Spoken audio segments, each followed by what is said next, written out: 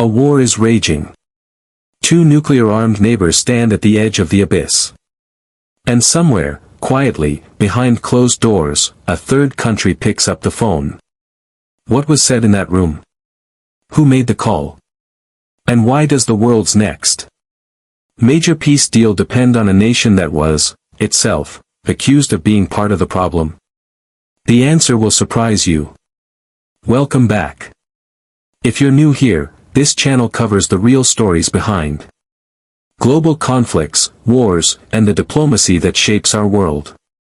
Today, we're pulling back the curtain on one of the most unexpected developments in recent South Asian geopolitics: Pakistan's emergence as a potential peace broker. In the very conflict it was accused of fueling.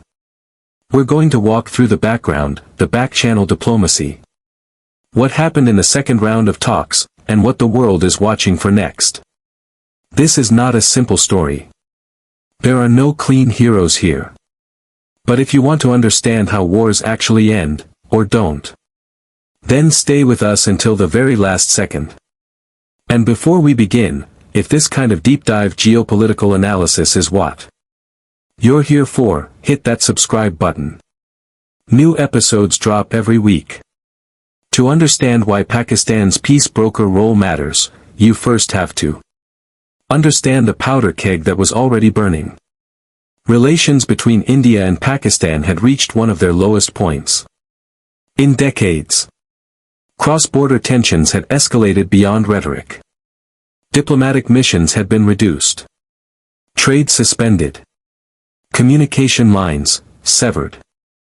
The international community was watching with growing alarm. Because these aren't just two feuding neighbors. These are two nuclear states, with a history of 4 wars between them, sharing one of the most contested borders on Earth. Now, here's the part most mainstream coverage misses. Every major conflict needs a back-channel.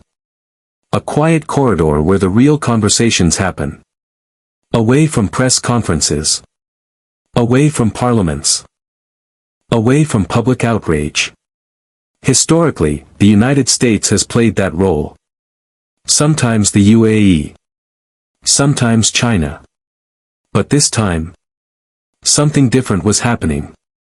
Pakistan, a country that was itself under intense international scrutiny, was quietly positioning itself not as a party to the conflict, but as a bridge between the parties. How? Why? And did it actually work? That's exactly what we're going to find out. Let's talk about the chess move. Pakistan has long operated in one of the most complex geopolitical environments in the world, balancing relationships with the United States, China, Saudi Arabia, Iran, and a deeply adversarial India, all at the same time. That balancing act, which is often criticized as contradictory, is also what makes Pakistan uniquely valuable as a mediator.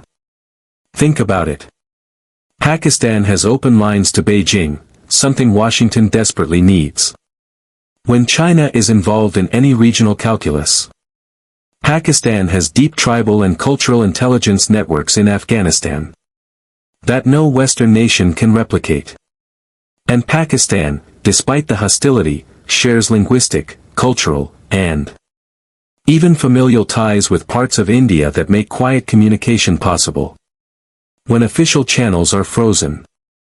So when the crisis hit a point where both sides needed an off-ramp, but couldn't be seen publicly asking for one, Pakistan's leadership made a calculated decision. Step forward. Offer the table. Become indispensable. This wasn't altruism. Let's be very clear about that. A successful peace broker role would have enormous strategic benefits for Islamabad. Relief from international pressure. Economic incentives. Diplomatic rehabilitation. But here's the critical question every analyst was asking. Would the other parties actually sit down? The first round of talks, and we should be precise here, was not a formal diplomatic summit. It was what intelligence analysts call a track 1.5 negotiation.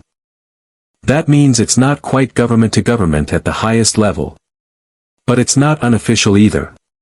Senior officials, sometimes retired military figures, sometimes intelligence liaisons, meeting in a neutral space with plausible deniability on all sides. The location? Reports pointed to a Gulf state, though no government officially confirmed it. What was on the table in round 1? Based on what eventually leaked, and in diplomacy, things always eventually leak. The first round focused on de-escalation mechanics. Not peace. Not resolution. Just, how do we stop this from getting worse? Specific points reportedly included a temporary halt to cross-border artillery exchanges in disputed zones, a mutual agreement not to target civilian infrastructure, and critically, a shared commitment to maintain communication lines between the two militaries, even while political relations remained frozen. These might sound small, but in conflict diplomacy, small is everything. Small agreements build trust. Trust builds bigger agreements. The question going into round 2 was, could they go bigger? The second round of talks was where things got genuinely complicated. And this is the part of the story that most news coverage completely glosses over, because it doesn't fit the clean narrative of peace talks progressing. Let me explain why round 2 was harder. In round 1, both sides could claim they weren't really negotiating. It was all informal, exploratory, non-committal. Round 2 required actual positions. And when countries have to state actual positions, especially countries with powerful domestic audiences watching their every move, the room gets very tense, very fast. Pakistan's diplomatic team reportedly came to round 2 with a 3-part framework. First, a proposal for a formal, monitored ceasefire, one with international observers. Not just a gentleman's agreement, but a structured arrangement with verification mechanisms. Second, an economic corridor proposal, essentially arguing that both nations had more to gain from reopened trade than from continued hostility. This was Pakistan leveraging its geographic position as a transit hub. Third, and this is the part that caused the most controversy, a request that certain third-party grievances be placed on the table. Specifically, water rights, and the long-simmering dispute over river management between the two nations. Now, why was this controversial? Because the opposing side had specifically come to these talks wanting to discuss security issues only. Bringing in water rights felt, to their delegation, like a bait-and-switch. Multiple sources indicate the second round very nearly collapsed on the second day because of this point alone. What saved it? Pakistan's lead negotiator, and the identity of this person remains disputed. Across multiple reports, reportedly proposed a sequencing mechanism. Security first. Economic corridors second. Resource disputes third, in a separate track. This is classic diplomatic triage. You don't solve everything at once. You create a process, and the process becomes the peace. The second round ultimately concluded with an agreement to continue. Not a breakthrough. Not a treaty. But a continuation. And in conflict diplomacy, continuation is everything. Here's what the optimistic headlines miss. For every diplomat in that room trying to build something, there are forces outside that room actively trying to burn it down. On the Pakistani side, hardline factions within the military establishment have long viewed any concession as weakness. The narrative that Pakistan is playing mediator is deeply uncomfortable for those who still see India through the lens of existential threat. On the other side, nationalist political movements have made any engagement with Pakistan politically toxic. Politicians who are seen as soft on Pakistan face brutal consequences at the ballot box. And then there's the external dimension. Multiple regional powers have significant interests in whether this conflict continues or de-escalates. Some of those interests are not served by peace.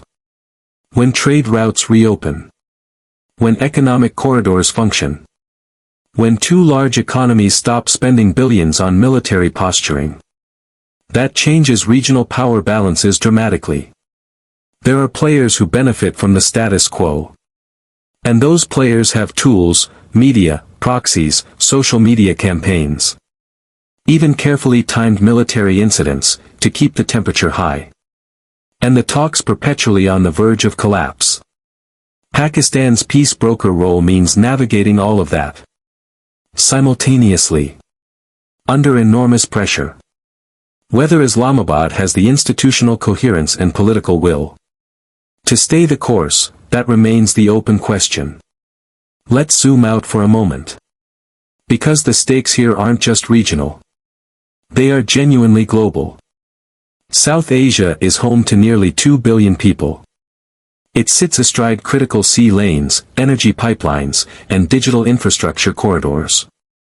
A sustained conflict, let alone an escalation involving strategic weapons, would send shockwaves through global energy prices, regional food security, and international financial markets.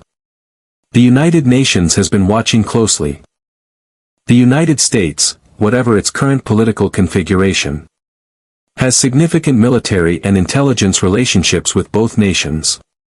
China views South Asian stability as directly linked to its Belt and Road investments.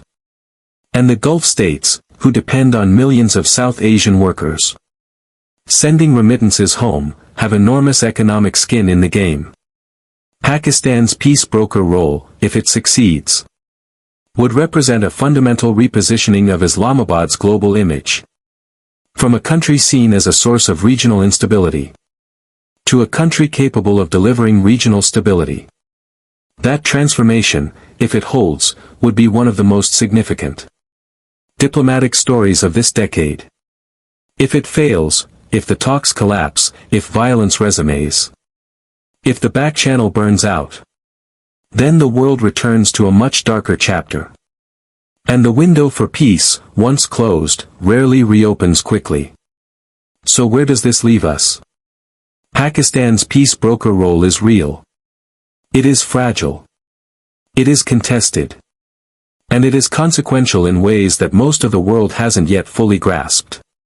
The second round of talks achieved something modest but meaningful. It kept the process alive. It created a structure for continued engagement. And it gave both sides an off-ramp they can use, if their leaders choose to take it. History tells us that wars between nuclear-armed states almost always end through negotiation, not through victory. The question is never whether talks will happen.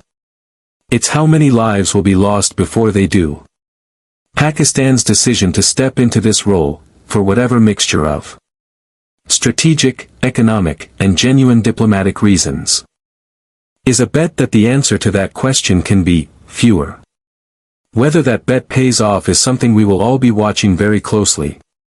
Stay informed. Stay engaged. And remember, in a world saturated with noise, understanding context is the most powerful thing any of us can hold on to. If you made it this far, thank you. Genuinely. This kind of deep dive content takes time to research and produce. And every view, every like, every comment tells us that this work matters. If you found this valuable, please hit the like button right now. It helps more people find content like this. Subscribe if you haven't already. We cover conflicts, diplomacy, and the hidden forces shaping our world every single week. And leave a comment below with this. Do you think Pakistan can sustain its peace broker role, or will domestic and regional pressures force it back to a more adversarial position? I read every comment. I want to know what you think. The next video in this series covers the third-party actors with the most to gain from this conflict continuing, and what they're doing about it. You'll want to see that one. Until then, stay curious. Stay critical. And we'll see you in the next one.